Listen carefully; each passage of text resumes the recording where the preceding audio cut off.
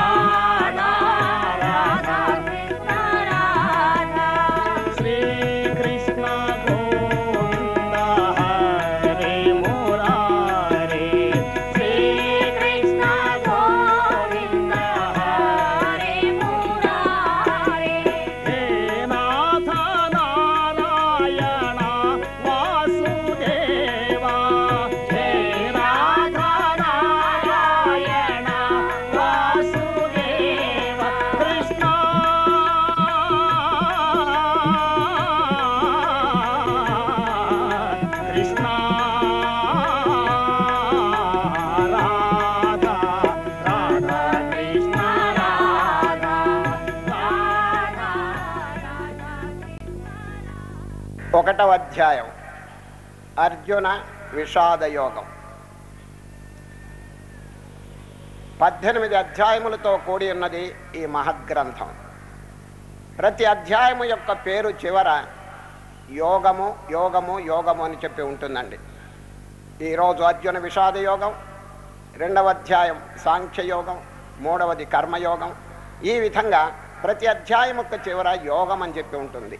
అనగా ఏమి యోగం అనగా ఏమి చెప్పండి. యోగం అంటే కలవటం. యుజ్యతే ఇది యోగ. ఇది కలవటం. ఏది కలవటం చెప్పండి. పరమాత్మ నుండి జీవుడు వేరైపోయినాడు. అనాది కాలంలో ఎప్పుడు వేరైపోయినాడో తెలియదు కానీ దుఃఖం అనుభవిస్తున్నాడండి. పరమాత్మ అంటే ఎవరు చెప్పండి? ఆనంద సాగరం. ఆ ఆనంద సాగరం నుంచి విడిపోయి ఈ సంసార దుఃఖంలో పడిపోయి నానా బాధలు పొందుతున్నాడు. తిరిగి ఏదో ఒక సాధన చేత, ఏదో ఒక ఉపాయం చేత ఆ పుట్టిల్లు అనగా పరమాత్మను తిరిగి చేరుకోవాలి. దీని పేరు యోగం. అందరికి అర్థమైందండి? అనేక మార్గములు, 18 మార్గములు చెప్పినారు భగవద్గీతలో. ఒక్కొక్క అధ్యాయం పేరు యోగం. చూడండి, రేపు సాంఖ్యయోగం, ఎల్లుండి కర్మయోగం. ఈ విధంగా ఒక్కొక్క సాధన ద్వారా మీరు తిరిగి పరమాత్మలో చేరండి. లేక 2 సాధనలు, 3 సాధనలు, లేక అన్ని సాధనలు అన్నీ కూడా చేర్చి భగవంతునితో మనం ఐక్యం కావటానికి అవకాశం ఉంది. లేక 1-2 సాధనలు అయినప్పటికీ చాలు. కనుక ఏదో విధంగా తిరిగి మన పుట్టింటికి చేరుకోవాలండి. అది మన యొక్క లక్ష్యం. అది నది ఎక్కడ పుట్టింది చెప్పండి? సముద్రంలో నీరు గ్రీష్మ ఋతువులు ఆవిరైపోతాయండి. ఆవిరైపోయి మేఘరూపంగా పరిణమిస్తుంది ఆ జలం. ఆ మేఘం ఊరికే ఉండదండి, పర్వతముల మీద వర్షిస్తుందండి. ఆ వర్షించిన నీరు నదీ రూపంగా వచ్చి ప్రవహించి ప్రవహించి తిరిగి సముద్రంలో చేరిపోతున్నదండి. చూచారు? ఎంత చక్కని పాఠం బోధిస్తున్నది నది. ఇప్పుడు మీరు నది మహా వేగంగా ప్రవహిస్తున్నప్పుడు మీరు దగ్గరకు వెళ్ళండి, కృష్ణానది కానీ గోదావరి కానీ గంగానది కానీ వెళ్ళి, అమ్మ తల్లి గంగాదేవి, గోదావరి, కృష్ణ, జగజ్జననే మీకు టెంకాయ కొట్టి హారతి ఇవ్వాలి, కొంచెంసేపు ఆగవమ్మా అన్నింటి మన కోసం ఆగుతుందండి ఆ నది? చెప్పండి. నాకు ఒక లక్ష్యం ఉన్నది, ఆ లక్ష్యం నెరవేరే వరకు నేను ఆగను. ఏమిటి ఆ లక్ష్యం? నా పుట్టిల్లైనటువంటి సముద్రాన్ని చేరాలి అని మనకి చక్కని పాఠం బోధిస్తున్నదండి. ఏది? నది. సరే, మనం టెంకాయ కొట్టి హారతిస్తానంటే ఆగుతుందండి మన కోసం? లేదు. తన లక్ష్యం నెరవేరే వరకు, పుట్టిల్లు చేరే వరకు విశ్రాంతి తీసుకోదండి. కింద మీద పడి దొళ్ళి దొళ్ళి దొళ్ళి మిట్టా పల్లాలు ఇవన్నీ కూడా ప్రవహించి ప్రవహించి తిరిగి సముద్రంలో చేరి తన పుట్టింటికి చేరి విశ్రాంతి తీసుకుంటున్నదండి. మనం కూడా అదే విధంగా ఏనాడు ఆ పరమాత్మ నుంచి వేరైపోయినావో మనకి తెలియదు. దుఃఖం అనుభవిస్తున్నారు, పుట్టడం చావటం ఈ దౌర్భాగ్యం అనుభవిస్తూ అనుభవిస్తూ జీవుడు తన లక్ష్యాన్ని మర్చిపోయినాడండి. అది ఎక్కడి నుంచి బయలుదేరినాడు చెప్పండి? ఆనందం. చూడు, ఆనందో బ్రహ్మేతి వ్యజానాత్ ఆనందాధ్యేవ ఖల్విమాని భూతాని జాయంతే. ఈ జనులు, ఈ ప్రాణులంతా ఎక్కడి నుంచి పుట్టారు? ఉపనిషత్తులు చెప్తున్నాయి చూడండి. ఆనందాదేవ ఖల్విమాని భూతాని జాయంతే ఆనందేన జాతాని జీవంతి. ఆనందంలో పుట్టినాయి, ఆనందంలో పెరుగుతున్నాయి, తిరిగి ఆనందంలో చేరిపోతున్నాయి. కనుక ఆనందం మన యొక్క నిజస్వరూపం. మన నిజస్వరూపం, మన యథార్థ స్వరూపం ఆనందం అండి. అక్కడి నుంచి బయలుదేరినాం కనుకని మన స్వరూపానికి ఏదన్నా భంగం కలిగితే వెంటనే ప్రశ్న ఉదయిస్తుందండి. ఇద్దరు కలుసుకున్నారనుకోండి, ఏమండి ఈరోజు మీరు బాగా లేరేమిటి, సంతోషంగా లేరేమిటి అని అడుగుతాం. ఎందుకంటే సంతోషానికి భంగం కలిగితే ఈ ప్రశ్న తప్పకుండా వచ్చి తీరుతుందండి. ఏమండి మీరు ఈరోజు ఆనందంగా సంతోషంగా లేరేమిటి అని. ఎందుకు? సంతోషం అనేది మన యొక్క నిజస్వరూపం. అది దానికి కనుక భంగం కలిగితే వెంటనే ఒక ప్రశ్న అడుగుతాడు ఎదురుకుండా ఉన్నవాడు, ఏమండి ఇట్లా ఉన్నారేమిటి, ఈరోజు సంతోషంగా లేరేమిటి, ఆనందంగా లేరేమిటి. నిజంగా మన యొక్క స్వరూపం కనుక దుఃఖం అయితే ఎవరైనా ఇద్దరు కలుసుకున్నప్పుడు, ఏమండి ఈ మధ్య మీరు ఏడవటం లేదేమిటి అని అడుగుతారా? చెప్పండి. ఇద్దరు కలుసుకున్నప్పుడు, ఏమండి మీరు ఏడిచి చాలా రోజులైందే, ఒకసారి ఏడవండి అని అడుగుతారా? లేదండి. ఏడుపు అనేది మన స్వరూపం కాదండి. మన స్వరూపం ఏమిటి? ఆనందం. ఆ ఆనందానికి ఏదన్నా లోటు కలిగితే వెంటనే ప్రశ్న వస్తుందండి, అది ఎందుకు దుఃఖంగా ఉన్నారు. చూచారు, మన యొక్క యథార్థ స్వరూపం రాత్రి నిద్రలో మనం అనుభవిస్తున్నామండి. చూడండి, ఆ నిద్రలో చూడండి ఏవైనా దుఃఖం ఉన్నదా మనకి? చెప్పండి. లేదు కదా, లవలేశం కూడా లేదండి. ఎందుకు? దేనివల్ల ఈ జగత్తంతా సృష్టింపబడిందో ఆ మనస్సు డిజాల్వ్ అయిపోతున్నదండి అక్కడ. ఈ జగత్తంతా imagination of the mind, creation of the mind. If the mind dissolves there is no world at all. ప్రపంచం అనేది కేవలం మనస్సు యొక్క సృష్టి అండి. అది మనస్సు ఏ విధంగా ఉంటుందో జగత్తు కూడా అదే విధంగా కనిపిస్తూ ఉంటుంది. మనస్సు లేకపోతే నో వరల్డ్ ఎట్ ఆల్. రాత్రి నిద్రలో మనం చూడండి ఎంత homogeneous spontaneous happiness, happiness without any break. తెంపు లేనటువంటి ఆనందం అక్కడ అనుభవిస్తున్నాం. ఎక్కడి నుంచి వచ్చింది అది? అదండి ప్రశ్న. మన యొక్క యథార్థ స్వరూపం ఆనందం అండి. అయితే రాత్రి నిద్రలో ఉండేది జడస్వరూపం కాబట్టి అది మోక్షం కాదండి. అది just for the sake of health, ఆరోగ్యం కోసం నిద్రే కానీ మోక్షం కోసం కాదండి. అది మోక్షం పొందాలంటే మనస్సు ఏ విధంగా సుషుప్తిలో లయమైపోయిందో మేలుకుని లయం చేయాలి. అందరికి అర్థమైందండి? దాని పేరే సమాధి స్థితి లేక తురీయ స్థితి అంటారండి. Super conscious. రాత్రి నిద్ర పేరు అన్కాన్షియస్. అన్కాన్షియస్, ఏమి దాంట్లో తెలివి లేదు, ఉట్టి సుషుప్తి. పశువులు కూడా నిద్రపోతున్నాయండి. మరి మోక్షం అది కాదు. కనుక మోక్షం అంటే మేలుకునే. శ్రీకృష్ణ పరమాత్మ రేపు 6వ అధ్యాయంలో చెప్తారు how to meditate, how to concentrate. అది నేర్చుకోవాలి. సమాధి, ధ్యానము, ఇవన్నీ తపస్సు, ఇవన్నీ నేర్చుకోవాలండి. చక్కగా ఆసనం వేసుకుని దృష్టిని భూమధ్యంలో కానీ, నాసికాగ్రంలో కానీ, సహస్రారంలో కానీ, హృదయ స్థానంలో కానీ మీకు అనుకూలమైనటువంటి చోట మనస్సును నెలకొల్పి మన యొక్క యథార్థ స్వరూపాన్ని గురించి చింతన చేయాలి. ఇక మనస్సుని పరిపరి విధముల బహిర్ముఖంగా పోనీయకుండా అరికట్టాలండి. ఇంతే. ధ్యానం అంటే ఇంకేం లేదండి, ఒకదాన్ని అరికట్టడం, తీసుకొచ్చి దాన్ని ఆత్మయందు స్థాపించటం. జగత్తులో ఉన్నటువంటి ప్రవృత్తులు, సంకల్పములు, వీటిని గురించి వీటి నుండి మనస్సును విరమింపజేయటం. Withdrawal of the senses from the outer world. దీని పేరే ప్రత్యాహారం అంటారండి మన శాస్త్రంలో. ప్రత్యాహారం. మనస్సును అక్కడి నుంచి తీసుకొచ్చి ఎక్కడ పెట్టవలను? ఆత్మ సంస్థం మనఃకృత్వా నకించిదపి చింతయేత్. 6వ అధ్యాయం. అర్జున, యథార్థమైనటువంటి ధ్యానం అంటే బాహ్యమైనటువంటి వృత్తుల మీద, ప్రాపంచిక విషయముల మీద మనస్సును పోనీయకుండా దాని నుంచి ఉపసంహరించి ఆత్మ యందు స్థాపించాలి. ఇది మొదట్లో అందరికీ సాధ్యపడదనుకోండి. You have to make practice, tremendous practice. అభ్యాసం లేకపోతే ఇటువంటి స్థితి ఎవరికి కలగదండి. మోక్షం అనేది మన చేతిలో ఉందండి, అరచేతిలో ఉందండి. అది the destiny is in our hands. ఈ రోజు మనం ఏం పని చేస్తుంటామో అదే పని కనుక రేపు చేస్తే ఇట్ బికమ్స్ ఏ క్యారెక్టర్. నెమ్మదిగా పదే పదే పదే పదే అదే గనక వృత్తులు గనక చేస్తుంటే చూడండి, ఇట్ బికమ్స్ ఏ టెండెన్సీ. అది ఒక వృత్తి, ఒక సంస్కారంగా మారిపోతుంది. ఆ టెండెన్సీ గనక మరల చేస్తే ఇట్ బికమ్స్ ఏ హ్యాబిట్. అదే గనక మరల చేస్తే ఇట్ బికమ్స్ ఏ క్యారెక్టర్. అదే గనక మరల చేస్తే ఇట్ బికమ్స్ అవర్ డెస్టినీ. చూచారు, డెస్టినీ అంటే లక్ష్యం.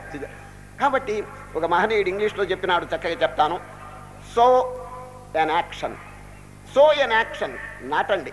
మీరు ఈరోజు కనుక ఒక కార్యం కనుక నాటితే రీప్ ఏ టెండెన్సీ. అది టుమారో అది ఒక సంస్కారంగా మారిపోతుందండి. రోజు కనుక అదే పదే పదే చేస్తుంటే చూడండి, మంచి కానీ చెడు కానీ ఒక చెడు కానీ అలవాటు అయిపోతుందండి. So an action reap a tendency, so A tendency reap a habit, so a habit reap A character, so A character reap A destiny.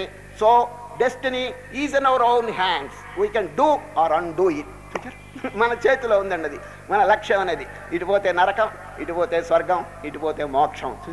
We have to choose for hour cells. అది ఈ జీవితం ఎందుకొరకు వచ్చిందంటే మన లక్ష్యమును మనం ఇక్కడే జాగ్రత్తగా పరిశీలించి నిర్ణయించాలండి. సరే, పశువులకి ఏం లక్ష్యం అండి? తింటాయి, తాగుతాయి, సంతానం కంటాయి, నిద్రపోతాయి, చేస్తాయి. మానవుడు కూడా అట్లా ఉంటే ఎట్లా చెప్పండి? భగవద్గీతలో శ్రీకృష్ణ పరమాత్మ చక్కని ఒక బోధ చేసినారు అర్జునునికి. అనిత్యం అసుఖం లోకం ఇమం ప్రాప్య భజస్వమాం. అర్జున, ఈ ప్రపంచంలో వచ్చి పడ్డావు. ఎటువంటి ప్రపంచం? ఈ ప్రపంచం ఎవరైనా దారిపోయేవాళ్ళని అడగండి, ప్లీజ్ డిఫైన్ ది వరల్డ్ అంటే, oh life is wonderful, life is happiness, life is sunshine అంటాడు. కానీ శ్రీకృష్ణ పరమాత్మ ఏమంటున్నారు? అనిత్యం అసుఖం. అనిత్యం, this is temporary, this is not permanent, శాశ్వతం కాదు. రెండవది అసుఖం, దీంట్లో సుఖం అనేది చాలా తక్కువగా ఉంది. ఈ ప్రపంచంలో సుఖం ఎక్కువగా ఉందని అజ్ఞానులు అనుకుంటారే కానీ కృష్ణ పరమాత్మ అనిత్యం అసుఖం. అది సుఖం అనేది కొద్ది, మోకాల్లోతు సుఖం, మొలలోతు దుఃఖం అండి. అది చెప్పాలండి, మొలలోతు దుఃఖం, మోకాల్లోతు సుఖం అండి. ఇది పెద్ద గొప్ప అండి. సుఖం అనేది మనం ఎక్కువగా అనుభవించాలి. అది కనుకనే అర్జున, ఎట్లా వచ్చి పడ్డావు ఈ లోకంలో? ఎటువంటి లోకం ఇది? అనిత్యం అసుఖం లోకం ఇమం ప్రాప్య. మరి ఏం చేయవలను? మన కర్తవ్యం ఏమిటి? భజస్వమాం. నన్ను భజించు. నన్ను అంటే ఏమిటి? కృష్ణుడు కేవలం స్వరూపమా? కాదండి, సత్ చిత్తానందం, ఎగ్జిస్టెన్స్, నాలెడ్జ్ అండ్ బ్లిస్. అది బ్రహ్మాండమంతా వ్యాపించినటువంటి సచ్చిదానందమును అర్చించు. ఆ స్వరూపమే నీవు, ఆ స్వరూపమే భగవంతుడు. దాన్ని పొందటానికి మానవుడు ప్రయత్నం చేయాలి. చక్కని అష్టాక్షరి మహామంత్రం, అనిత్యమ సుఖం లోకం ఇమం ప్రాప్య భజస్వమాం. చూడండి, చక్కగా ఈ వాక్యం జాగ్రత్తగా జ్ఞాపకం పెట్టుకోవాలన్నది. అనిత్యమైనటువంటి అసుఖమైనటువంటి ప్రపంచంలో మానవుడు వచ్చి చేరి ఏమి చేయవాలనేటువంటి కర్తవ్యం శ్రీకృష్ణ పరమాత్మ చక్కగా ప్రతిపాదించినారండి. భజస్వమాం, ఆ శాశ్వతమైనటువంటి వస్తువును మనం ధ్యానం చేయాలి. కనుక శ్రీకృష్ణ పరమాత్మ అనేకమైనటువంటి యోగములను గురించి, మార్గములను గురించి ఈ భగవద్గీతలో వర్ణిస్తున్నారు. ఈ రేపటి నుంచి ఇంకొకటి సాధనలు బయలుదేరుతాయి. రేపు సాంఖ్యయోగం, ఈ విధంగా కర్మయోగం ఇట్లా వస్తుంటాయండి. ఈరోజు అర్జున విషాదం, యోగం, కలవటం. సరే, అనేక జన్మల నుంచి వేరైపోయినాడండి. అయితే మీలో ఒకరు ఒక ప్రశ్న వేయవచ్చును, ఏమండి భగవంతుడి నుంచి వేరైపోయినారని చెప్పి మీరు చెప్పారు కదా, ఎప్పుడు వేరైనాడు? ఎప్పుడు అని మీరు అడిగితే నో ఆన్సర్. మన శాస్త్రంలో దానికి ఆన్సర్ లేదండి. ఏమండి ఎప్పుడు ఏంటి? చెట్టు ఎక్కడి నుంచి పుట్టింది చెప్పండి? చెప్పండి. విత్తనంలో నుంచి పుట్టింది. విత్తనం ఎక్కడి నుంచి పుట్టింది చెప్పండి? చెట్టులో నుంచి. చెట్టు ఎక్కడి నుంచి పుట్టింది? ఈ గోల అనవస్థా దోషం, ఇది waste of time and waste of energy. మీరు ఈ దుఃఖం అనేది ఎప్పుడు బయలుదేరింది? సరే, పూర్వజన్మ కర్మ వల్ల ఈ దుఃఖం వచ్చింది. పూర్వజన్మ కర్మ ఎట్లా వచ్చింది? దాని కిందటి జన్మ, దాని కిందటి. ఈ విధంగా ఏ వీధిలో తొక్కాను, ఏ బజారులో తొక్కాను, ఈ ప్రశ్నలు వస్తాయా చెప్పండి? ఈ మలం ఎవడ విసర్జించాడు, వాడు రాత్రి ఏం తిన్నాడు, what is the density of it? ఇదే మనకు కావాల్సింది. ముక్కు పగిలి చస్తుంటే డెన్సిటీ ఏమిటండి? ముందు చెంబుతో నీళ్ళు తీసుకుని కడుక్కోవాలి. అది మనం చేయవలసిన పని. అదేవిధంగా దుఃఖం ప్రత్యక్షంగా కనిపిస్తున్నప్పుడు హౌ టు రిమూవ్ ఇట్, అది దాన్ని తొలగించుకుని దుఃఖరహితమైనటువంటి ఆనంద స్వరూపాన్ని మనం పొందటం మన యొక్క కర్తవ్యమే. కానీ ఈ దుఃఖం ఎప్పుడు వచ్చింది, ఏ జన్మలో వచ్చింది, దీనికి కారణం ఏమిటి? అనవసరం.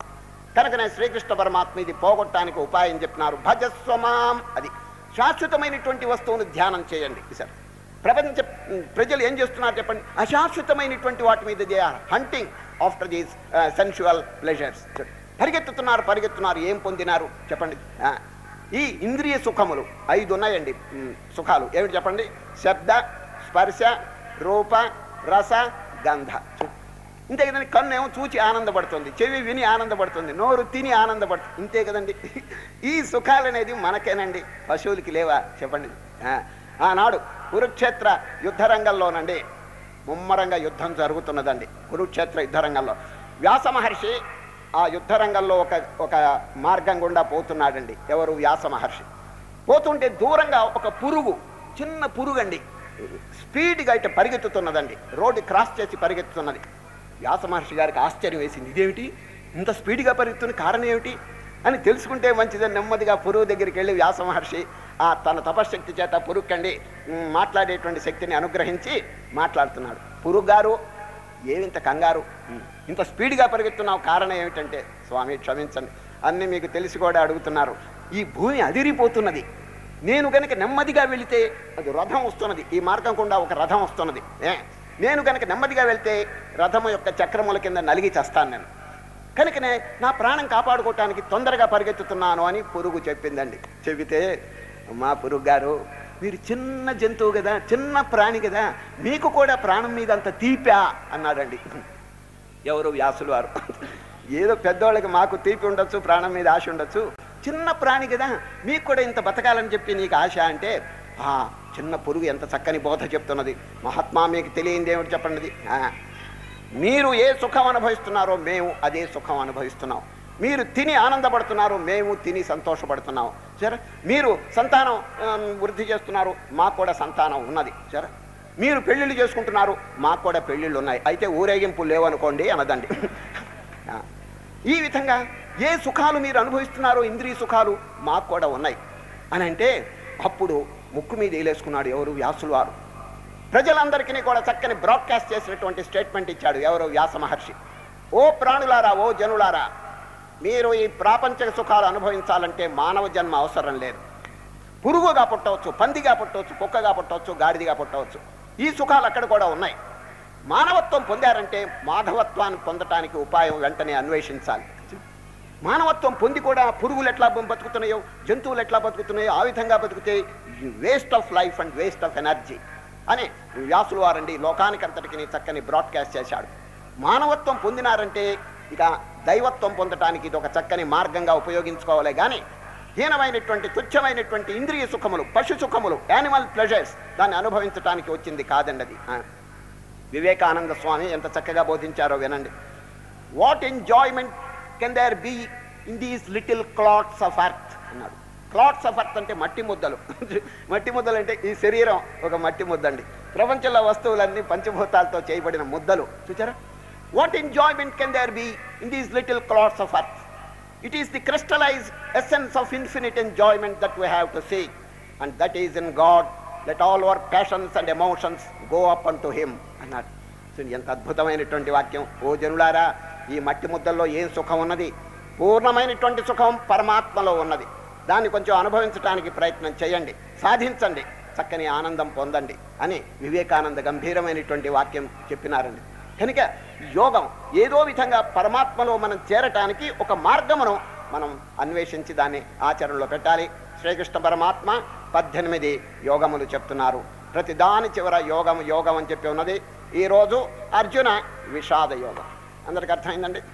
మన పుట్టిల్లు, నది ఏ విధంగా పుట్టిల్లు చేరుకుంటున్నదో మనం కూడా ఎంత శీఘ్రంగా మన పుట్టిల్లు అయినటువంటి సచ్చిదానంద సాగరంలో విలీనమైపోతాము అంత మంచిదండి. లేకపోతే వచ్చే నష్టం ఏమిటని మీరు అడిగితే ఇదే నష్టం. ఏది? పునరపి జననం పునరపి మరణం పునరపి జననీ జఠరే శయనం. గరుడ పురాణంలో ఒక రహస్యం ఉందండి. తల్లి కడుపులో బిడ్డ 7వ మాసం వచ్చినప్పుడు అండి భగవంతుడు వారికి దివ్య దృష్టి అంత మంచిది. పోతుంటే సముద్రంలో నుంచి ఒక చేప బయటపడిందండి. ఇసుకలో పడి గిలగిలగిలగ తన్నుకుంటుందండి. వాడు ఎవరో తెలిసిన కరుణామయుడు. చూడు, అందరి మీద ప్రేమ దయ ఉన్నదండి. వాడు పోతున్నాడు ఒడ్డున, అయ్యోయ్యో చేప బయటపడి గిలగిల తన్నుకుంటుంది అని ఏం చేశాడు తెలుస్తుంది? ప్రేమ కదా, దయ కదా, ఆ ప్రాణిని కాపాడాలని చేపనండి గుడ్డలో మూట కట్టుకుని ఇంటికి తీసుకుపోయినాడండి వాడు కాపాడటానికి. చేసి పడక మీద బండబెట్టాడు, విసురుతున్నాడండి. చేపగారు ఎంత బాధ అనుభవిస్తున్నావు సముద్రంలో నుంచి బయటపడి అని పడక మీద పెట్టి విసురుతున్నాడు. దీనికి ఆకలిగా ఉందేమో అని నోరు తెరిచి 2 కాఫీ నీళ్లు పోశాడండి. దాంట్లో ధమ్మని చచ్చిందండి అది. ఏమండి, సముద్రంలో నుంచి బయటపడ్డ చేపకి హంసతూలికా తల్పం కావాలనా, దానికి విసరటం కావాలనా? లేదు, సముద్రంలో పారేయండి చాలు. చూచారా, మనం చేయవలసింది ఈ ఉపచారం కాదండి, ఎక్కడ పుట్టిందో దాంట్లో పారేయండి. ఆహా, ఎంత ఆనందం పడుతుందో చూడండి, అది ఇంతేనండి అది. సరే, కనుక మనం ఎక్కడి నుంచి బయలుదేరామో కొంచెం ఆలోచించి ఆ ఆనంద స్వరూపమైనటువంటి పరమాత్మ యందు తిరిగి మనం లీనం కావటానికి, సాక్షాత్కారం పొందటానికి ప్రయత్నం చేయాలి. దాని పేరే యోగం. ఈరోజు అర్జున విషాదం అనేటువంటి మార్గం.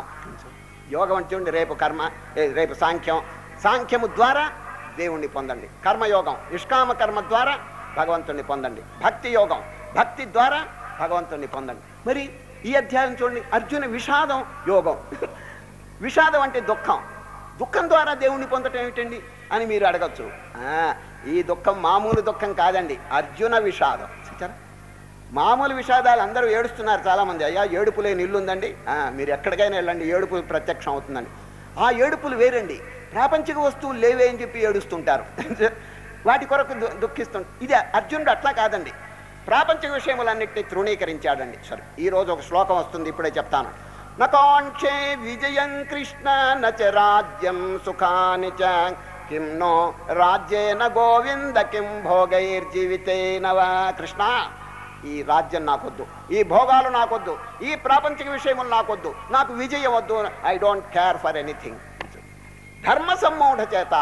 కృష్ణ, ఏది ధర్మమో, ఏది అధర్మమో, ఏది కర్తవ్యమో, ఏది అకర్తవ్యమో నాకు బోధపట్టలేదు. కృష్ణ, నాకు సెలవివ్వండి అని ప్రార్థన చేస్తాడు. చూచారు, కనుక అర్జునుడు ఎందుకు దుఃఖిస్తున్నాడంటే చెప్పండి, ధర్మ సమ్మూఢ చేత. ధర్మ విషయం వారికి సరిగా బోధపడలేదు. కృష్ణ, ఏది ధర్మమో కొంచెం చెప్పండి అని. ధర్మ సమ్మూఢ చేత. కాబట్టి అర్జున విషాదం అనే దాంట్లో ఒక ప్రత్యేకత ఉన్నదండి. అందరూ ఏడుస్తుంటారు, ఇది డబ్బు లేదని ఏడుపు, అధికారం రాలేదని ఏడుపు. ఈ విధంగా ఒక్కొక్క వస్తువు కోసం చాలామంది ప్రపంచంలో ఆ ఏడుపు కాదండి, ఆ ఏడుపు యోగం కాదు. ఏమిటి చెప్పండి? రోగం. ఆ ఏడుపు రోగం అండి. ఇప్పుడు అర్జునుడి ఏడుపు యోగం అయిపోయింది. అర్జునుడి దాంట్లో ఒక ప్రత్యేకత ఏమిటంటే స్పెషాలిటీ, దైవం కొరకు ధర్మం కొరకు దుఃఖిస్తున్నాడు. మీరాబాయి దుఃఖించిందండి. కృష్ణ మహానుభావ, మీ దర్శనం ఎప్పుడు అవుతుందని చెప్పి మీరాబాయి కంటి వెంట ధారధారగా ఏడిచిందండి. సార్, ఆ ఏడుపు దేనికోసం చెప్పండి? ప్రపంచ వస్తువుల కోసమా? ఆనాడు రామకృష్ణ పరమహంస గారు కాళికాదేవి ఎదురుగుండా కూర్చుని కంటి వెంట ధారధారగా దుఃఖించిన దృశ్యాలు మనం చదువుకుంటున్నాం కదండి. అది అమ్మా జగజ్జనని తల్లి, నీ యొక్క సాక్షాత్కారం ఎప్పుడు అవుతుందమ్మా అని చెప్పి ఆయన పరితపించాడు. చూడండి, ఈ పరితాపానికి ప్రాపంచిక జనులు చేసే పరితాపానికి ఎంత భేదం ఉన్నా చెప్పండి. అది అదంతా వరల్డీ ప్లెజర్స్, నశించిపోయేటువంటి సెన్షువల్ ప్లెజర్స్ కోసం వాళ్ళు దుఃఖిస్తున్నారు.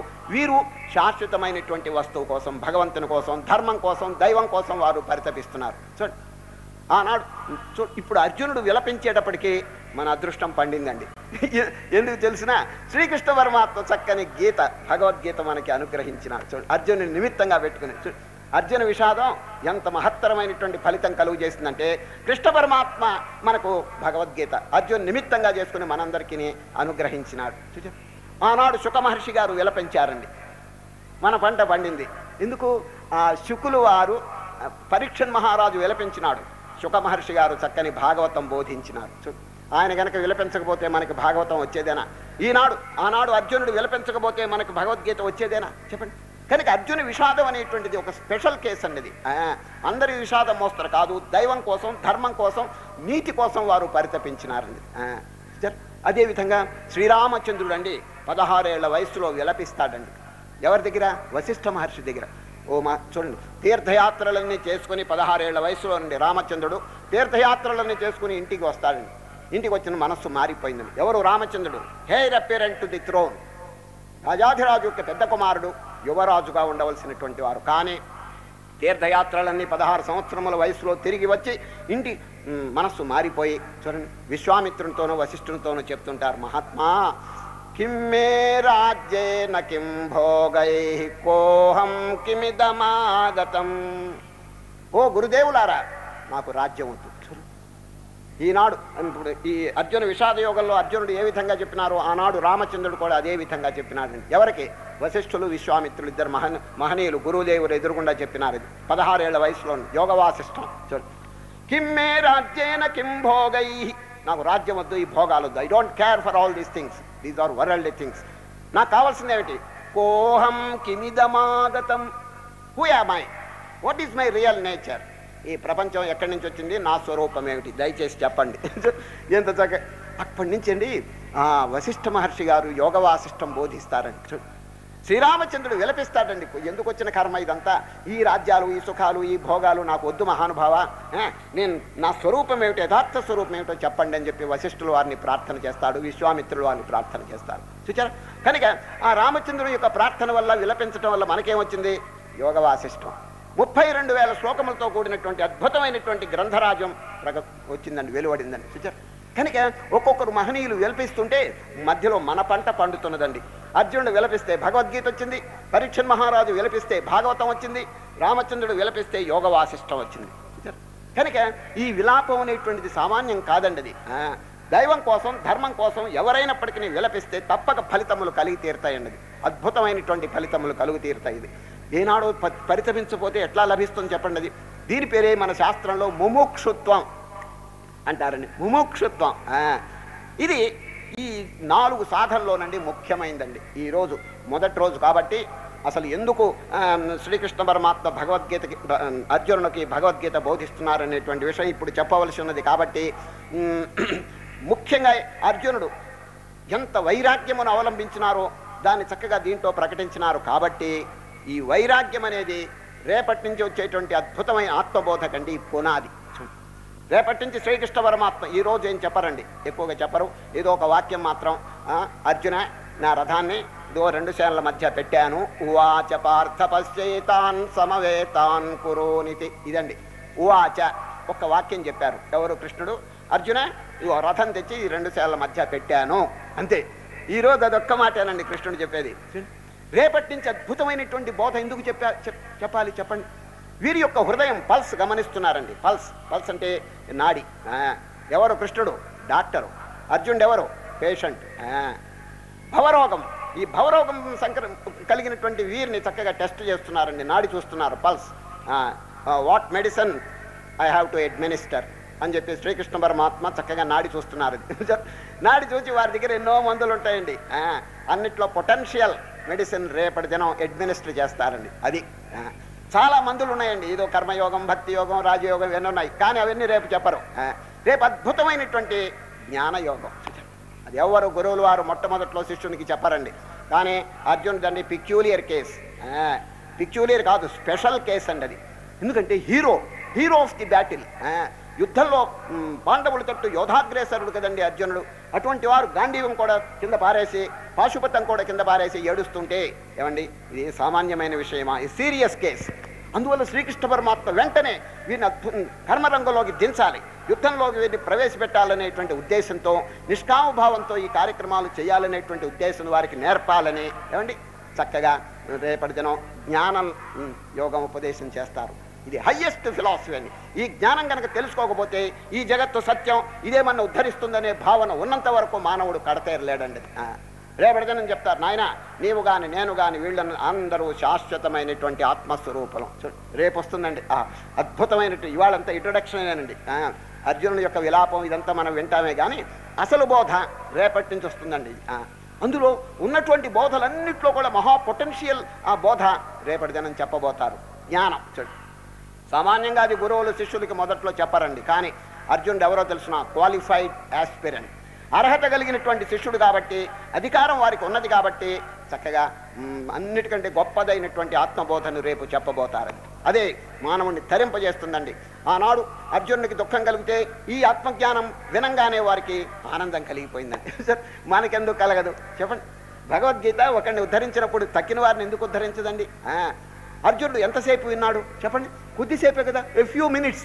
ఈ ఫ్యూ మినిట్స్ విన్న తర్వాత వారికి ఎంత మార్పు వచ్చింది భగవద్గీత వింటే చెప్పండి? మొదట్లో నయోత్సేయి అంటాడు చూడండి, రేపు సాంఖ్యయోగం మొదట్లో నయోసే ఐ వోంట్ ఫైట్ అంటాడు. నేను యుద్ధం చేయనని భీష్మించి గాంధీవం కూడా కింద పారేసినటువంటి వారు భగవద్గీత వినంగానే నష్టో మోహ స్మృతిర్లబ్ధ త్వత్ప్రసాదాన్మయాచ్యుత స్థితోస్మి గత సందేహ కరిష్యే వచనం తవ. కృష్ణ ఏ విధంగా ఆదేశిస్తే దాన్ని నేను ఆచరణలో పెడతాను అని శ్రీకృష్ణ పరమాత్మకి చక్కగా ఈ భగవద్గీత విన్న తర్వాత తన యొక్క అభిప్రాయాన్ని వెల్లడిస్తారు. చూడండి అంటే ఏమిటి, ఈ భవరోగం కంప్లీట్గా పోయిందనమాట, సందేహములు పోయినాయి. మొదట్లోనే కాదు, చివరికే కాదండి, ఇది మధ్యలోనే ఒక వాక్యం చెప్తారు. అది సామాన్యంగా ఎవరు బయట పెట్టలేదండి. ఇది భగవద్గీతలో చివరికి అర్జునుడి యొక్క సంశయాలు పోయినాయి అని చెప్పి చాలామంది అనుకుంటారు, మంచిదే. కానీ 11వ అధ్యాయం మొదట్లోనే అర్జునుడు గారు తన అభిప్రాయాన్ని వెల్లడిస్తారండి. అది చాలా ముఖ్యంగా మనం గమనించవలసింది. ఆ శ్లోకం వినండి. ఏకాదశం 11వ అధ్యాయం విశ్వరూప సందర్శన యోగంలో మొదటి శ్లోకం. మదనుగ్రహాయ పరమం ముఖ్యమధ్యాత్మ సంజ్ఞితం యత్వయోక్తం వచస్తేన మోహోయం విగతో మమ. ప్లీజ్ అండర్లైన్, మోహోయం విగతో మమ. మమ మోహ, మై ఇగ్నోరెన్స్, విగత, గాన్ ఫర్ ఎవర్. మధ్యలోనే చెప్పినాడు. చూడండి ఎంత అద్భుతమైనటువంటి బోధ భగవద్గీత, మీరే ఆలోచించండి. అది 18 అధ్యాయములు అయిన తర్వాత అర్జునుడి యొక్క ఈ మోహం అంతరించిందని చెప్పి జనులు సామాన్యంగా అనుకోవచ్చు గాక, కానీ మధ్యలోనే పోయిందనే విషయం కొంచెం ఆలోచించండి. అది కనుక భగవద్గీత మెడిసిన్ ఎంత పొటెన్షియల్ శక్తి ఉన్నదో మీరు ఆలోచించుకుని వారికి ప్రయోగంలో చక్కగా ఫలితమును సత్ఫలితమును ఇచ్చినప్పుడు మనకెందుకు ఇవ్వదు చెప్పండి. ఎన్ని రోజులు మీరు పారాయణం చేస్తున్నారు చెప్పండి, ఏదైనా ప్రోగ్రెస్ ఉన్నదా చెప్పండి. అర్జునుడు గారికి అంత త్వరలో ప్రోగ్రెస్ వస్తే మనకెందుకు రాదు చెప్పండి. ఇది కనుక క్వాలిఫికేషన్ అనేది చాలా అవసరం. మన సాధన బట్టి ఉంటుందండి ఫలితం. చాలామంది జపాలు తపాలు చేస్తుంటారు కానీ ఏకాగ్రత ఎక్కడుందండి. ఇప్పుడు చాలామంది క్వాంటిటీ చూస్తున్నారే కానీ క్వాలిటీ చూడటం లేదండి. ఇది ఏమండి, నేను 1000 జపం చేశాను, 1,00,000 జపం చేశాను, 1,000,000 బిల్వార్చన చేశాను, 1,00,000 ఒత్తులు వెలిగించాను చెప్తుంటారు. అయ్యా, దేవుడి గారికి క్వాంటిటీ పనికిరాదండి. సరే, క్వాలిటీ. మీరు ఒక్క నామైనా జపం చేయండి, ఏకాగ్రతతో భక్తిపూర్వకంగా జపం చేస్తే అద్భుతమైనటువంటి ఫలితం లభిస్తుందండి. 1,00,000 కోట్లు అనే మాట వదిలిపెట్టేయండి, శక్తి ఉన్న వాళ్ళు చేసుకోండి. సరే, కనుక మనకు కావాల్సింది ఎంత జపము అని కాదండి, ఎట్లా జపం చేసినారు. ఒక ఆయన అండి జపం చేస్తున్నాడండి. సరిగా ఆ టైంలో మనం అక్కడికి వెళ్ళటం సంభవించింది. జపం అంతా పూర్తయిన తర్వాత వారిని కొంచెం పిలిచానండి. ఏమండి మహానుభావ, ఏ మంత్రం జపం చేస్తున్నారు అని అడిగానండి. అష్టాక్షరి మహామంత్రం అన్నాడండి. అష్టాక్షరి అంటే ఏమిటి చెప్పండి. ఓం నమో నారాయణాయ. ఎన్ని జపం చేశారు అని అడిగానండి. పూసండి, జపమాల 108 పూసలు, 108 ఇప్పుడే పూర్తయినాయి అన్నాడండి. సరే, మీరు జపం చేసేటప్పుడు మీ మనస్సు ఎక్కడున్నదో కొంచెం చెబుతారా అని అడిగానండి. మీరు జపం చేస్తున్నారు, బాగానే ఉంది, అంతా పూర్తయింది కదా, మీరు జపం చేసేటప్పుడు మీ మనస్సు దేని మీద లగ్నమై ఉన్నదో కొంచెం దయచేసి చెప్పండి అన్న. ఆయన ఉన్నది ఉన్నట్టుగా కొండబద్దలు కొట్టి చెప్పాడండి. మహానుభావ, మా మనస్సు ఎక్కడుందంటే జపం చేసేటప్పుడు పెద్ద పూస ఇంకా తగల్లేదే, చేతికి తగల్లేదే. ఇదే కలవరం అంటండి. ఆ పెద్ద పూస తగిలితే అయిపోతుందండి 108, అంచేత అవతల బారేస్తాడు, పోతాడు వాడు. ఇంకా తగల్లేదే. ఇదేనండి, నమో నారాయణ పోయింది. పెద్ద పూస ఇది. ఈ విధంగా ఏకాగ్రత లేనిటువంటి జపాలు ఎన్ని చేసినా కూడా ఏం ప్రయోజనం అండి ఇది. కనుక ఒక్క నామైన ఓం నమో నారాయణాయ, forget the world, forget everything, forget your body, అన్ని మర్చిపోయా ఒక్క ఆ భగవంతుని యొక్క నామం మనం జపం చేస్తే ఎంత అద్భుతమైన ఫలితాలు వస్తాయి చెప్పండి. కనుకనే కాన్సన్ట్రేషన్ చాలా ముఖ్యం అండి, ఏకాగ్రత. శ్రీకృష్ణ పరమాత్మ రేపు 6వ అధ్యాయంలో చెప్తారు, దిశశ్చ అనవలోకయన్, దిక్కులు చూడద్దు, ప్రశాంతమన సంహేనం యోగినం సుఖముత్తమం. నాయన, ఇతరమైన గొడవలన్నీ మనస్సుకు రానియకుండా నీ మనస్సును ఆత్మయందు స్థాపిస్తే వండర్ఫుల్ హ్యాపీనెస్.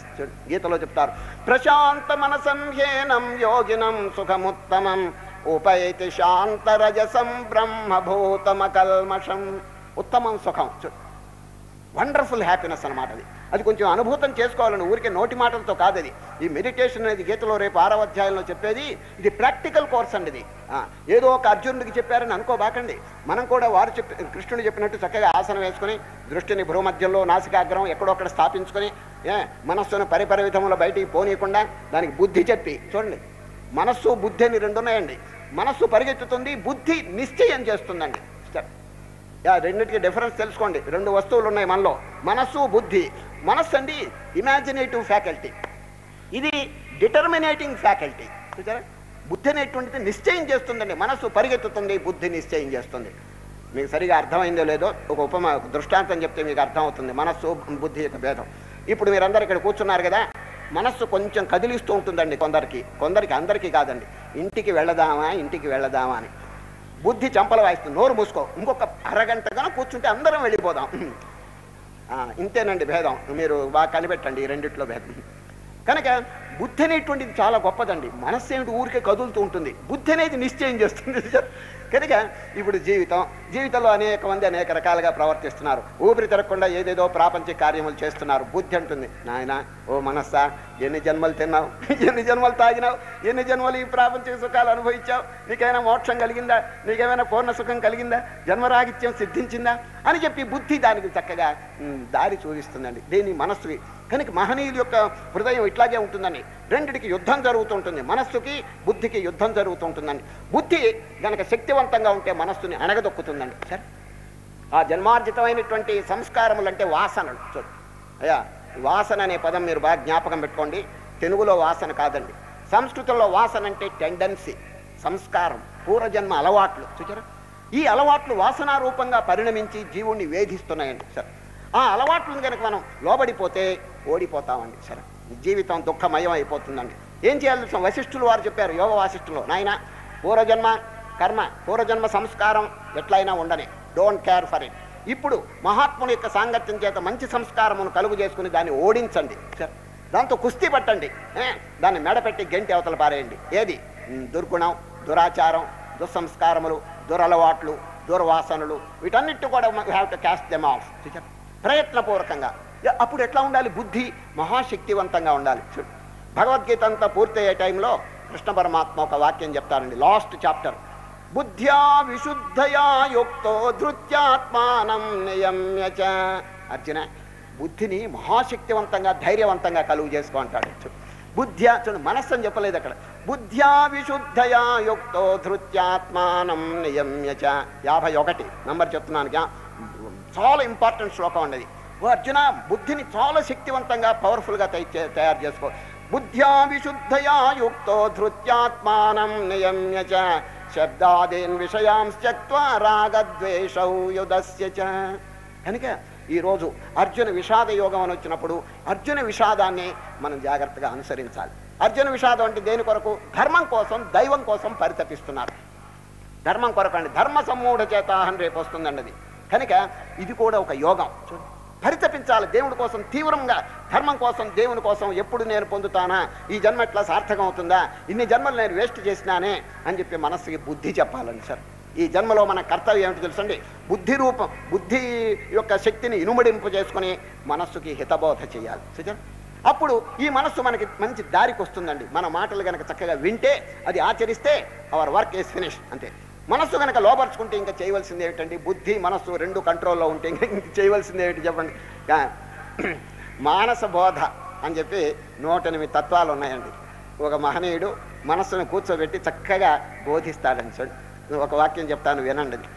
సంసారమందలి అల్ప సుఖముల జూచి మురిసిపోవగనేల మనసా, ఆనందముగదోచు విషయ భోగములన్నీ మూన్నాళ్ళ ముచ్చటే మనసా. సంసార కూపమున దిక్కుతోచకయుండి విలపించుటేలకో మనసా, గురుపాదముల బట్టి తత్వంబు తెలిసికొని తప్పించుకోవోయి మనసా. ఎన్ని జన్మల నుండి బంధం కలక దుఃఖించుచున్నావు మనసా, నరజన్మమందున జ్ఞానంబు ఆర్జించి తాపంబు బాపుకో మనసా.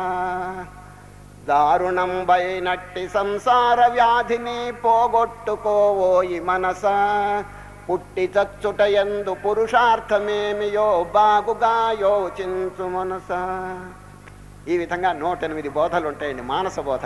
చక్కగా మనస్సును కనుక హితబోధ చేస్తే అది కనుక దారికి వస్తే ఇంకా ఏమిటండి చేయవలసింది? సాక్షాత్ మోక్షం అనేది కర్తలామలకం అయిపోతుందండి, మనస్సును కనుక మనం కంట్రోల్లో పెట్టుకుంటే. అది కనుక ఇప్పుడు అర్జునుడు ధర్మం కోసం, దైవం కోసం పరితపించి లోకానికి ఒక చక్కని మార్గం ప్రసాదించినారని సార్. వైరాగ్యం అనేటువంటిది ఈ అధ్యాయంలో చాలా ముఖ్యం ఉన్నది. వైరాగ్యం అన్నిటినీ వదిలిపెట్టేశాడు, ఇంకా మిగిలేది ఏమిటండి? ఈ దైవ విద్యలో ముఖ్యమైన కీలకం చెప్తున్నాను. అన్నిటినీ వదిలిపెడితే మిగిలిందే దేవుడండి. చూసా చేసేటువంటి శక్తి గనక పొందితే కనుక క్షేత్రజ్ఞ విభాగం 13వ అధ్యాయం దగ్గర నుంచి మీరు చూడండి శీర్షికలు ఎట్లా ఉంటాయో. బోధ అంటే నిజంగా వండర్ఫుల్ బోధ అండి. శ్రీకృష్ణ పరమాత్మ అర్జునుడిని నిమిత్తంగా పెట్టుకుని మనందరికీ బోధించినాడని. క్షేత్రజ్ఞ విభాగ యోగం, ప్లీజ్ అండర్లైన్ విభాగం. గుణత్రయ విభాగ యోగం, ప్లీజ్ అండర్లైన్ విభాగం. దైవాసుర సంపత్ విభాగ యోగం, చూడండి మళ్ళా విభాగం. శ్రద్ధాత్రయ విభాగం. చూడండి ఈ అధ్యాయం చూసినా అక్కడి నుంచి 13 దగ్గర నుంచి విభాగం అని ఎందుకు చెప్పినారు కృష్ణ పరమాత్మ. చూడండి మనం చేయవలసింది అంతేనండి, ఇంకేమి కంగారు పడబాకండి. వేదాంతం అంటే ఎవ్వరు కూడా నిరుత్సాహపడవలసిన పని లేదు. 2 వస్తువులు కలిసి వేరు చేయండి. ఇప్పుడు అరటి పండు ఏమండి, చిన్న పిల్లవాడికి ఇవ్వండి, పాకుతాడు చూడండి, నేల మీద పాకుతాడే, వాడికి ఇవ్వండి అరటి పండు, ఏం చేస్తాడు తెలిసిన 2 కలిపి దంచుతాడండి వాడు, 2 కలిపి కొట్టేస్తాడు. అదే కొంచెం పెద్దవాడికి ఇవ్వండి, వేరు చేస్తాడు చూడండి, తోలు తీసి అవతలు పారేసి లోపల గుజ్జు తింటాడు. ఇంతేనండి వేదాంతం. ఇంతే, ఎవరు కంగారు పడదు. మిమ్మల్ని ఎవరైనా అడిగితే వేదాంతం ఏమిటంటే అరటి పండు చెప్పండి సరిపోతుందండి. ఏమి లేదండి, దీంట్లో గుజ్జు తినటం, తొక్కు పారేయటం. ఈ ప్రపంచంలో 2 కలిసి ఉన్నాయండి. ఏది అశాశ్వతం, శాశ్వతం. కనుక ఈ రెండింటిని కొంచెం డివైడ్ చేసేటువంటి శక్తిని కనుక మనం వివేకం చేత సంపాదించుకుంటే ఇక కొత్తగా చేయవలసింది లేదండి అది. కనుక అర్జున విషాద యోగం అనేటువంటి అధ్యాయంలో మొట్టమొదట వైరాగ్యం. అది నకాంక్షే విజయం కృష్ణ నచ రాజ్యం సుఖాని చ కిన్నో రాజ్యేన గోవింద కిం భోగైర్జీవితైనవా. అర్జునునికి స్టేట్మెంట్ అండి, చాలా అద్భుతమైనటువంటిదండి. దీన్ని ఊతగా తీసుకుని శ్రీకృష్ణ పరమాత్మ రేపటి నుంచి బోధ చేస్తారు. అర్జునుడికి వైరాగ్యం కలిగింది. సరే, వైరాగ్యం కలకపోతే ఈ బోధ చెప్పినా కూడా నిరుపయోగం అయిపోతుందండి. సరే, మురికి వస్త్రానికి రంగు వేస్తే అంటుతుందా చెప్పండి, అది లేదు కదా. అదేవిధంగా వైరాగ్యం చేత హృదయం కనుక నిర్మలం అయిపోతే గురువు యొక్క బోధ చక్కగా హృదయంలో ప్రవేశిస్తుందండి. అందుచేతనే రేపటి వరకు వెయిట్ చేస్తాడండి కృష్ణ పరమాత్మ. బోధ త్వరగా చెప్పలేదు. పల్స్ చూస్తున్నాడు. మొదటి అధ్యాయం అంతా పల్స్ చూడటమేనండి. In what situation is Arjuna's mind, జాగ్రత్తగా పరిశీలించి రేపటి నుంచి చెప్పారు. ఎందుకు వైరాగ్యం అనేది అద్భుతంగా కలిగిపోయిందండి. ఏమిటి వైరాగ్యం అంటే చెప్పండి, ఇల్లు వాకిలు వదలటం కాదు, వాటి మీద ఆశ వదిలిపెట్టుకున్నాడు. ఇప్పుడు అర్జునుడు అన్ని వదిలిపెట్టి అరణ్యానికి పోలేదండి, కాషాయ వస్త్రం వేయలేదండి, ప్రపంచంలో ఉన్నాడు. కానీ డిటాచ్మెంట్, అది శ్రీకృష్ణ పరమాత్మ. Do your work but unattach. ప్రపంచంలోనే ఉండు, రేపు వస్తుందండి కర్మ, ఎల్లుండి వస్తుంది కర్మయోగం. భగవద్గీత అన్ని వదలమని చెప్పదండి. Not renunciation of action but renunciation in action. అది Gita teaches not renunciation of action but renunciation in action. అది కర్మలో ఉండేటువంటి దోషం వదలాలే కానీ కర్మను వదలద్దు అని శ్రీకృష్ణ పరమాత్మ చక్కగా ఉపదేశం చేస్తారు అర్జునుడి గారికండి. ఈ వైరాగ్యం కలగటం అనేది అద్భుతమైనటువంటి విషయం అండి. ఈ వైరాగ్యం కనుక లేకపోతే ప్రపంచ వస్తువుల మీద ఆశలు ఇవన్నీ కూడా ఎక్కువగా ఉంటే, వాటి మీద పరిగెత్తుతుంటే, how can you concentrate upon this permanent thing. మనం హృదయంలో శాశ్వతమైన వస్తువు ఉన్నది కదా, ఎట్లా మనస్సు నిలుస్తుంది? ఇటు పరిగెత్తను, అటు పరిగెత్తను, అది చూడాలి, ఇది చూడాలి, ఇది తినాలి, తాగాలి, గంతులేయాలి అని చెప్పి మనస్సు ఇట్లా పోతుంటే ఏకాగ్రత ఎక్కడ? కనుకనే కృష్ణ పరమాత్మ రేపు 6వ అధ్యాయంలో చెప్తారు, యతో యతో నిశ్చరతి మనశ్చంచలమస్థిరం తతస్తతో నియమ్యైతదాత్మన్యేవ వశం నయేత్. అర్జున, ఎప్పుడెప్పుడు నీ మనస్సు బహిర్ముఖంగా పోతుందో విచారణ చేసి, ఎక్కడికి పోతుందో ఎక్కడికి వాళ్తుందో గమనించి దానికి బోధించండి. ఓ మనస్సా, ఎన్ని జన్మలు దాని మీద వాడినావు, ఎన్ని జన్మలు తిన్నావు, ఎన్ని జన్మలు తాగినావు, నీకేమైనా తృప్తి కలిగిందా అని చెప్పి దానికి చక్కగా బోధ చేయండి. సరే, ఇదేనండి కృష్ణ పరమాత్మ చెప్పిన బోధ. యతో యతో నిశ్చరతి మనశ్చంచలమస్థిరం తతస్తతో నియమ్యైతదాత్మన్యేవ వశం నయేత్. వైరాగ్యము సాధనలండి 4 ఉన్నాయండి. అది పారిభాషిక పదాల్లో చెప్పాలంటే చెప్తున్నాను, ముందుగా వినండి. తర్వాత సామాన్యమైన భాషలో చెప్తాను. పారిభాషిక పదాలు: నిత్యానిత్య వస్తు వివేకం, ఇహాముత్రార్థ ఫలభోగ విరాగం, క్షమాది షట్క సంపత్తి, ముముక్షుత్వం. 4 సాధనలండి. ఈ 4 సాధనలు ఎవరు చక్కగా ఆచరించుకుంటారో బ్రహ్మ విచారంలో ప్రవేశం కలుగుతుందండి. బ్రహ్మ విచారణ అందరూ చేయకూడదండి, చేసినా కూడా ఉపయోగం లేదు. ఈ సాధనల చేత హృదయం ఎప్పుడు పరిశుద్ధం అవుతుందో వారికి క్వాలిఫికేషన్ వస్తుందండి. దీని పేరే సాధన చతుష్టయ సంపత్తి. వ్యాసులు వారండి బ్రహ్మసూత్రం రాసేటప్పుడు మొట్టమొదటి సూత్రం ఏమిటి చెప్పండి? ఏంటి? అథాతో బ్రహ్మ జిజ్ఞాస. దానికి శంకరాచార్యులు వారు వ్యాఖ్యానం అథ లిమ్మట. అథ ఆఫ్టర్ వర్డ్స్ దేని పిమ్మట? సాధన చతుష్టయ సంపత్తి ప్రాప్తి అనంతరం. సాధన చతుష్టయం బాగా ఆచరించిన తర్వాత బ్రహ్మ విచారణ చేయవయ్యా, చక్కగా మనస్సు నిలుస్తున్నారు. ఈ సాధన చతుష్టయ సంపత్తిలో వైరాగ్యం అనేది కీలక స్థానం అని. నిత్యానిత్య వస్తు వివేకం, ఈ పారిభాషిక పదాలు తీసేసి చెప్తాను సులభంగా. వివేకము, వైరాగ్యము, ఇంద్రియ నిగ్రహము, మోక్షేచ్ఛ, ఈ 4 కనుక మనం సంపాదించుకుంటే ఇంకా కరతలామలకం అయిపోతుందండి. ఇంకా బ్రహ్మ విచారణ ఏమిటండి, దానంతట అదే వస్తుందండి. సరే, అథాతో బ్రహ్మ జిజ్ఞాస. ఇప్పుడు అర్జునుని కలిగింది ఏమిటంటే దీనిలో ఈ 4 వైరాగ్యం. ఈ వైరాగ్యం అనేది ఎప్పుడు కలుగుతుందో ఇక మనస్సు ఎక్కడికి పరిగెత్తుతుంది చెప్పండి? బాహ్యమంత శూన్యము తుచ్చము అని చెప్పి అనుకున్నప్పుడు ఏమండి వెళ్తుందా చెప్పండి? చిన్న దృష్టాంతం, మన శాస్త్రంలో చెప్పిన దృష్టాంతం అండి. ఒక సముద్రపు రేవు ఉన్నదండి. ఆ రేవు దగ్గర ఒక పడవ ఉందండి. పడవ, దానికి తెరచాప కట్టడానికి పెద్ద కర్ర ఉందండి. మధ్యలో పెద్ద కర్ర, పొడుగాటి కర్ర, ఎందుకంటే తెరచాప కట్టడానికి. అది దాంట్లో ఒక ఇంజన్ ఉందండి, స్టీమ్ ఇంజన్. ఆ స్టీమ్ ఇంజన్ స్టార్ట్ చేశారండి. స్టార్ట్ చేస్తే పడవ మంచి వేగంతో సముద్రంలోకి వెళ్ళిపోయిందండి. వెళ్ళక పూర్వం ఒడ్డు నన్ను చూడండి, ఆ కర్ర పైన ఒక కాకి వాలిందండి. ఒక కాకి వచ్చి దాని మీద వాలింది. ఇది స్టార్ట్ అయిపోయింది, లోపలికి వెళ్ళిపోయింది. 4 మైళ్ళు వెళ్ళిందండి సముద్రంలో. అగాధమైనటువంటి సముద్రం 4 మైళ్ళు వెళ్ళిపోయింది. కాకి మాత్రం అక్కడే కూర్చుందండి, ఏది కర్ర పైన. దానికేం తెలుసు ఇది స్టార్ట్ అయిందని? పోయింది 4 మైళ్ళు మహా సముద్రం మధ్యలోకి వెళ్ళిపోయిందండి. అప్పుడు కాకి ఎగిరిపోదామా అని అభిప్రాయం కలిగింది. ఎగిరిపోయిందండి. ఎక్కడ వాళ్తుంది? బయట అయితే ఒడ్డున ఇంటి మీదో చెట్టు మీదో ఎక్కడో అక్కడ వాళ్తుంది. కానీ మహాసముద్రపు ఒడ్డున ఎక్కడ వాళ్తుంది? కొంచెం దూరం ఎగిరి మళ్ళీ ఈ కర్ర మీద వచ్చి మళ్ళీ వాలిందండి. కర్ర ఒక్కటే శరణ్యం, ఇంకా ఏమీ లేదండి అక్కడ, చెట్టు లేదు పుట్ట లేదు. కొంచెం ఎగరటం, మళ్ళీ కర్ర మీద వచ్చి వాలటం, ఏ విధంగా ప్రతిసారి ఎగరటం మళ్ళీ అక్కడ వాలటం. ఇది ఉపమానంగా చెప్పారండి పెద్దలు. నౌకాగ్ర కాకవత్ అన్నాడు. ఓ ముముక్షులారా, మీరు ఎట్లా ఉండాలి తెలుసునా? నౌకాగ్ర కాకవత్, ఆ కర్ర పైన ఉన్నటువంటి కాకి మోస్తరు ఉండాలి. అనగా ఎక్కడైనా వాలటానికి అవకాశం లేకుండా చేసుకోండి.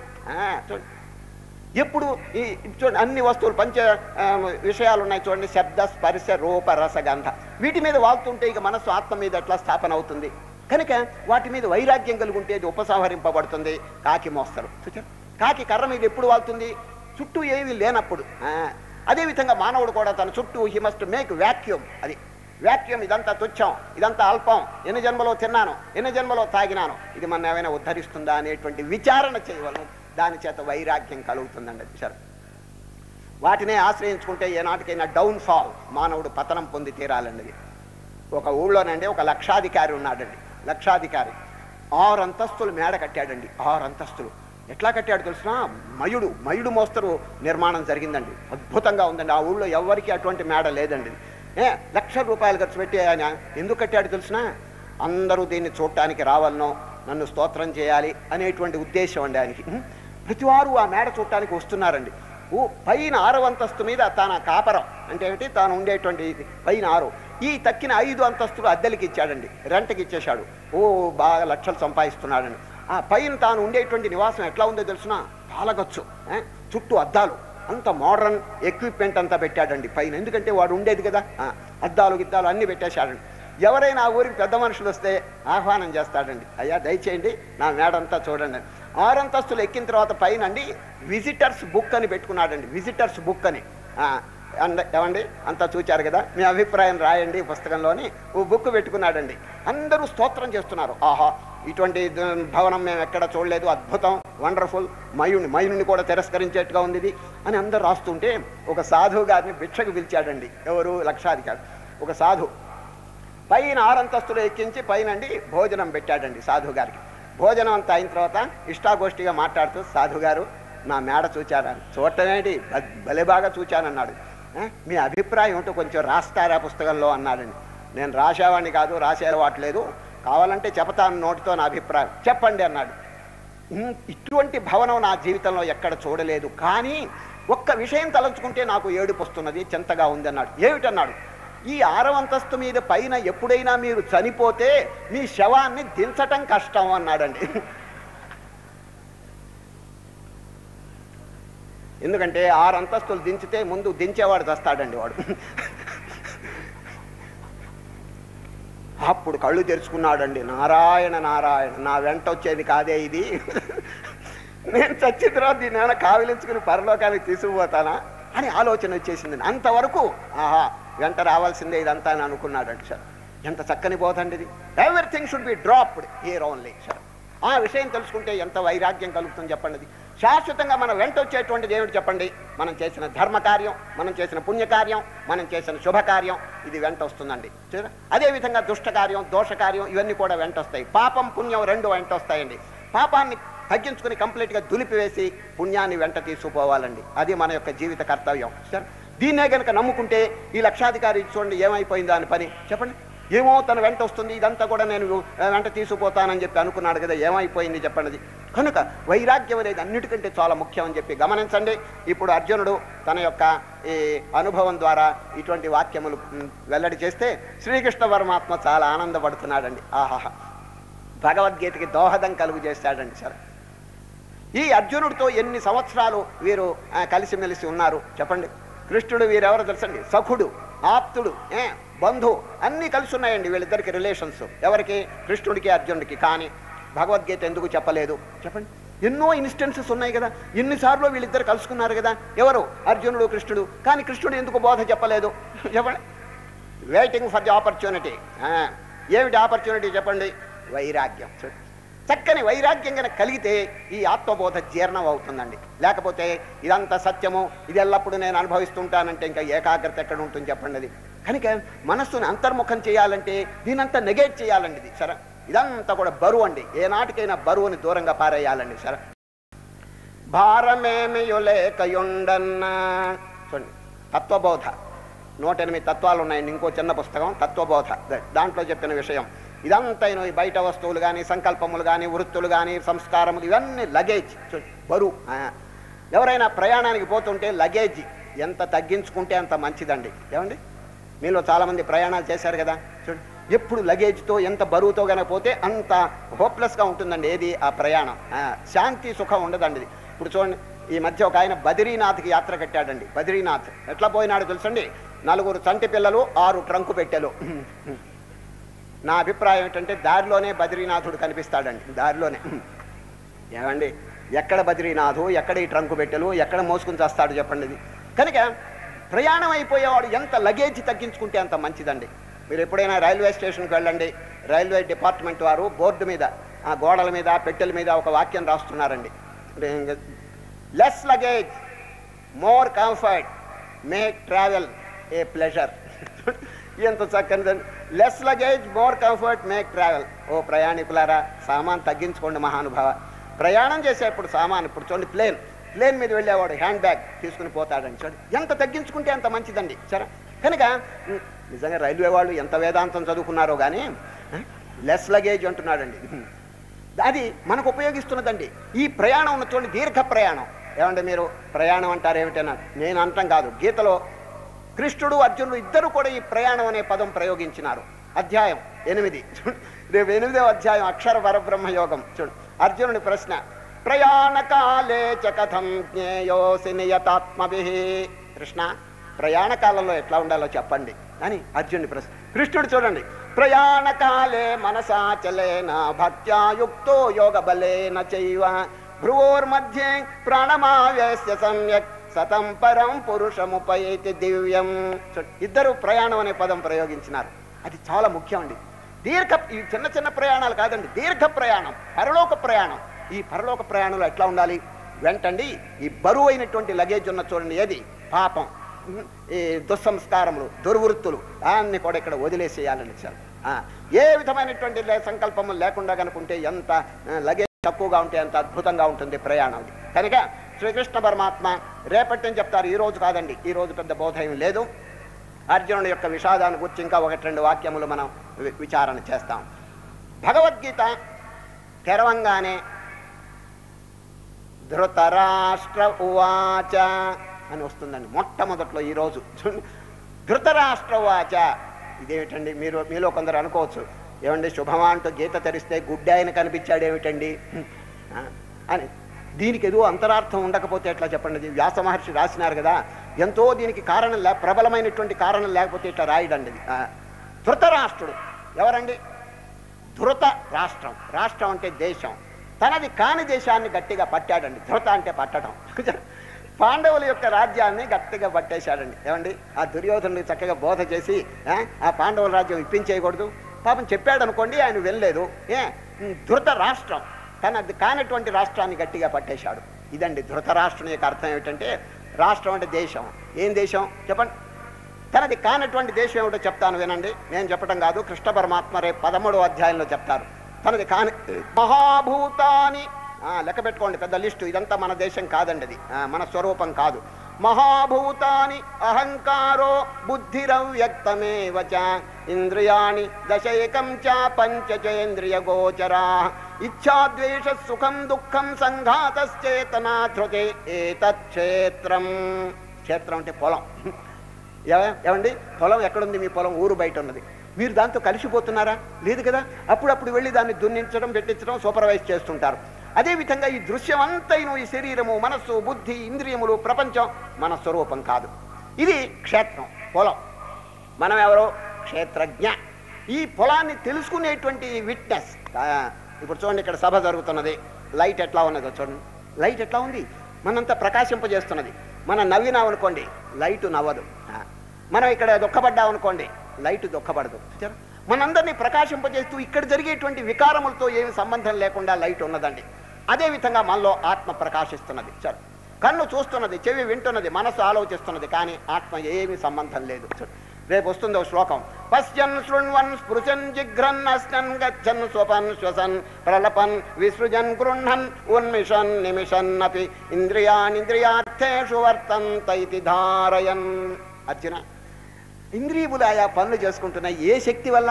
వెనక బ్యాక్గ్రౌండ్లో ఒక మహత్తరమైనటువంటి సచ్చిదానంద స్వరూపం. అది కనుక లేకపోతే ఇంద్రియములు పని చేయవులండి. సరే, మహావాక్యం గురించి మన శాస్త్రంలో ఏమున్నా తెలుసు? మహావాక్యం అంటే ప్రజ్ఞానం బ్రహ్మ. ప్రజ్ఞానం బ్రహ్మ అనే మహావాక్యానికి దానికి వివరణ చూడండి. ప్రజ్ఞానం అంటే ఏమిటి తెలుసునా? ఏనేక్షతే శృణోతీదం జిఘ్రతి వ్యాకరోతి చ స్వాద్వస్వాదు విజానాతి తత్ప్రజ్ఞానముదీరితం. దేని చేత కన్ను చూస్తున్నదో అది ప్రజ్ఞ, దేని చేత చెవి వింటున్నదో అది ప్రజ్ఞ. చిన్న ఉపమానం చెప్తే మీకు అర్థమవుతుంది. సినిమా చూడండి, ఒక తెరగుడ్డ ఉంటుందండి. ఆ తెరగుడ్డ మీద వెనక ఫోకస్ చేస్తాడు, లైట్ ఫోకస్ చేస్తాడు. మధ్యలో ఒక రీల్ పోతూ ఉంటుందండి. సరే, ఈ రీలు వెనక లైట్ ఉంటుంది. ఈ లైట్ రీల్ మీద పడి ఆ తెర మీద అండి చక్కని బొమ్మ కనిపిస్తుంది. చూచారు? ఆ తెర మీద వచ్చే బొమ్మలన్నిటికీ కారణం ఏమిటి తెలుసండి? లైట్ అండి. సరే, వెనక బ్యాక్గ్రౌండ్లో కనుక లైట్ లేకపోతే you cannot see the pictures. చూచారు? ఆ పిక్చర్స్ దర్శనమే కాదండి అది. అన్నిటికంటే ముఖ్యం ఏమిటి తెలుసిన? సినిమాలో బ్యాక్గ్రౌండ్లో ఉన్నటువంటి లైట్ అండి. సరే, ప్రజ్ఞానం బ్రహ్మ. ప్రజ్ఞానం బ్రహ్మ అనే మహావాక్యానికి దానికి వివరణ చూడండి. ప్రజ్ఞానం అంటే ఏమిటి తెలుసునా?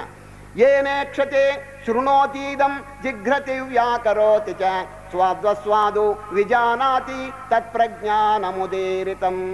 దేని చేత కన్ను చూస్తున్నదో అది ప్రజ్ఞ, దేని చేత చెవి వింటున్నదో అది ప్రజ్ఞ. చిన్న ఉపమానం చెప్తే మీకు అర్థమవుతుంది. సినిమా చూడండి, ఒక తెరగుడ్డ ఉంటుందండి. ఆ తెరగుడ్డ మీద వెనక ఫోకస్ చేస్తాడు, లైట్ ఫోకస్ చేస్తాడు. మధ్యలో ఒక రీల్ పోతూ ఉంటుందండి. సరే, ఈ రీలు వెనక లైట్ ఉంటుంది. ఈ లైట్ రీల్ మీద పడి ఆ తెర మీద అండి చక్కని